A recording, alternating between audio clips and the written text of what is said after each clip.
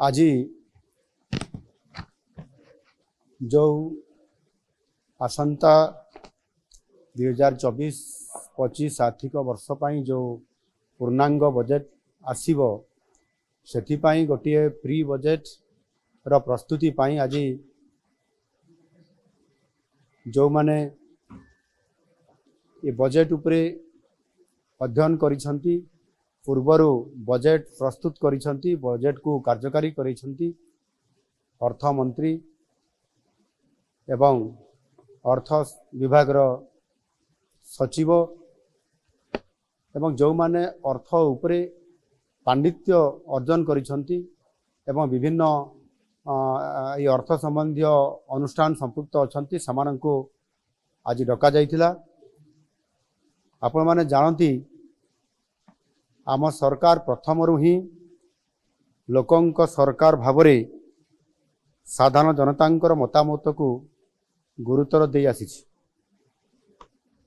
2024 आर्थिक वर्ष पर साधारण बजेट आगामी 25 तारीख रे विधानसभा रे उपस्थापित हेबार ये कार्यक्रम अछि। आमर बजेट टी जेपरी वास्तव रे लोकंकर बजेट हेकरी लोकंक पाखरे उपस्थापना हो पारिबो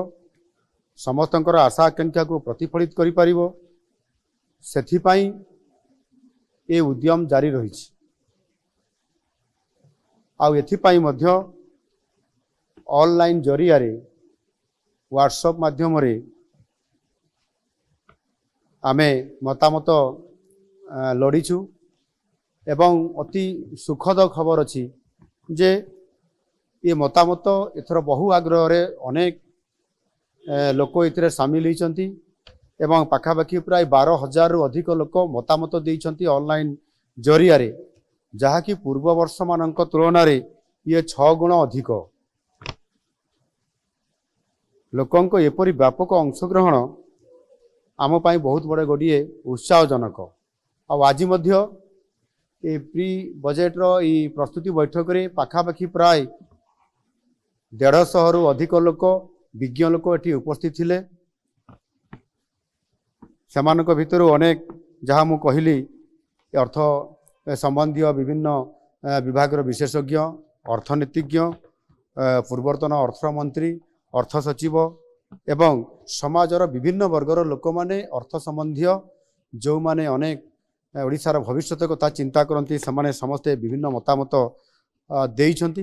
ये मतामत देवा भितर समानक भितर 26 जन अति मूल्यवान तांकर प्रस्ताव एवं मतामत से सेठी उपस्थापना करने सहित मध्य लिखित आकार मध्य प्रस्ताव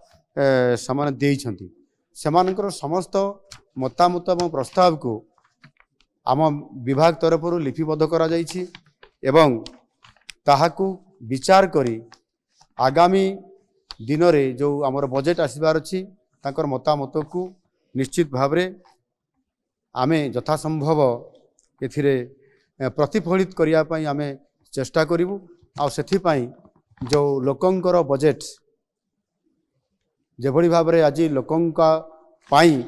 प्रस्तुत हेबा को जाउ अछि ता निश्चित भाव रे आगामी दिन रे ओडिशा को नुआ ओडिशा गठन करिबारे सहायक हबो। धन्यवाद।